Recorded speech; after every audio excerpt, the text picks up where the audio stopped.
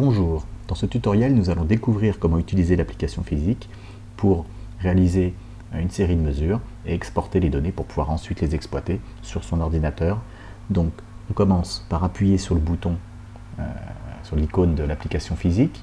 Il nous demande si on souhaite télécharger le dernier cahier d'expérience utilisé, on clique sur non, on va partir d'un fichier vierge.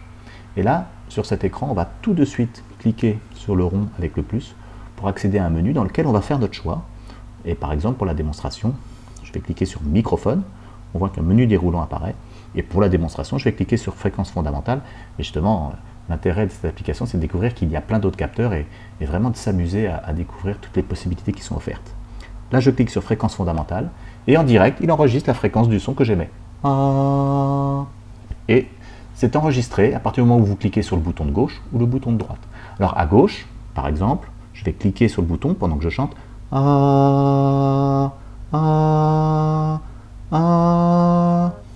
J'ai fait 3 mesures que je peux retrouver en cliquant sur le bouton cahier. Voilà, j'ai ici les 3 fréquences fondamentales que j'ai mesurées. Je pourrais me l'exporter, mais je vais vous montrer ça ensuite. On va réaliser la deuxième série de mesures possibles. Donc là, je clique sur la poubelle pour supprimer ce que je viens de faire. Et là, maintenant, je retourne dans l'onglet mesures. C'est vraiment tout simple.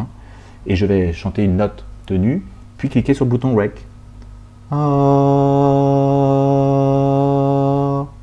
Voilà, pendant un peu plus de 2 secondes, j'ai fait cet enregistrement. Je clique sur oui, et donc on retrouve les données ici. Vous pouvez vous amuser sur l'application à jouer sur ces paramètres pour voir comment modifier le graphique. Mais vous pouvez tout simplement aussi vous exporter vos données en cliquant sur le bouton là-haut, l'icône célèbre de partage.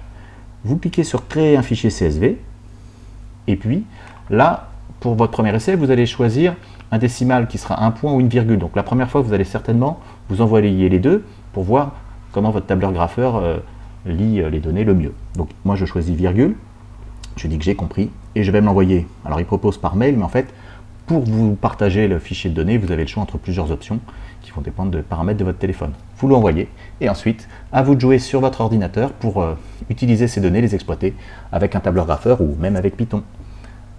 Bonne journée, au revoir.